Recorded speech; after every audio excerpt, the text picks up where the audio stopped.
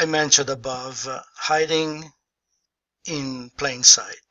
What are the cues that Puzo gives us that we use to understand, or that he uses to guide us through the book, in reading the book? Well, the very first clue is the most self-evident, and it is the title itself, the Godfather. Godfather is a composite word that contains in itself, at the universal level, but also the very specific level, a number of extremely important meanings. Well, God, obviously, refers to this entity that is very commonly referred to in Western culture in particular. And what is the most important, the quintessential attribute of God? You could say omniscience, the ability to know everything, omnipotence, to do everything. But in reality, the absolute ultimate attribute of God is justice. He is the person, and I'm using E as a short, who dispenses the ultimate final justice, who will weigh everything that you've done in your life. There are no secrets to God, as Catholics particularly know, because they have to go to confession and tell all those things. There is no secret to God, and He is the ultimate judge, and He dispenses the absolute justice. Therefore, here we have a person, the Godfather, that has in itself the attributes, the elements of God. And the second part of the word is Father. And what is the function of the Father? Well, I would say that the primary function is protection. Provide and protect. So here you have condensed into one word the two basic meanings of the role and the function of Don Corleone: to be God, to dispense justice, and to be Father, to protect and provide for his own family. There is an additional culturally determined meaning in the word Godfather.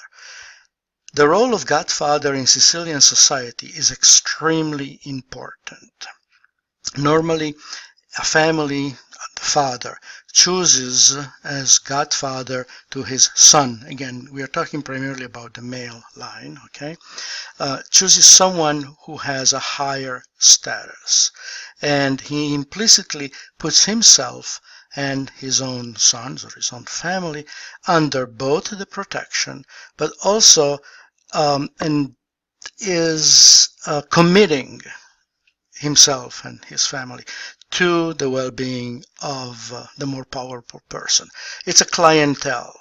It's the creation of ties that go beyond the family and begin to entail a larger concept of society.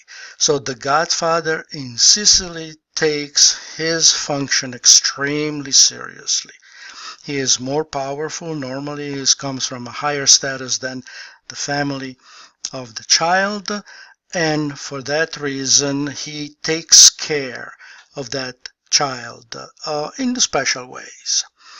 There is, and you will see, we'll find it in the book, there is a passage where I think I'm not sure who explains it, but says that in Sicily, the reasoning goes that life is so tough that you cannot make it with one father alone, and you need a second figure in your life, in your father, to help you make it through.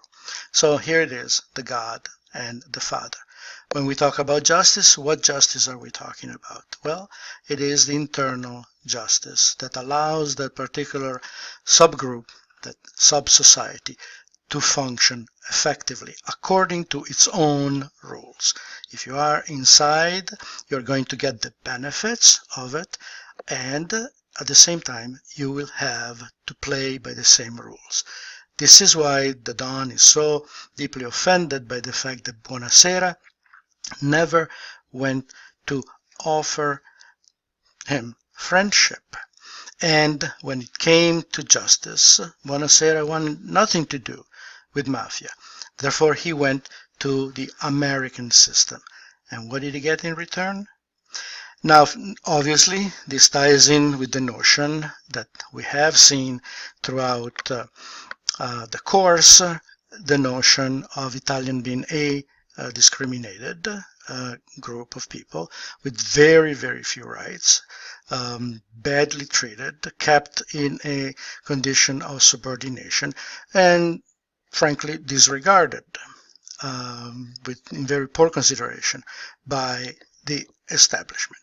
Again, here we see that the Godfather is beginning to look like the hero, sort of quote-unquote Robin Hood, that stands up for the real values, for the real justice against the corruption and the unreliability of the system.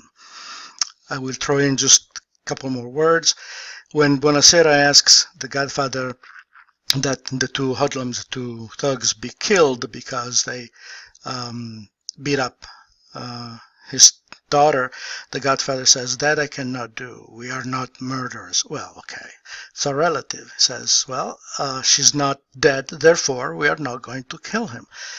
Okay, this is really the application of the Hammurabi Code, an eye for an eye and a tooth for a tooth. You cannot seek a revenge that is bigger or higher or more severe than the offense that you have suffered. But at least you are entitled to that level of justice. And part 2 is done.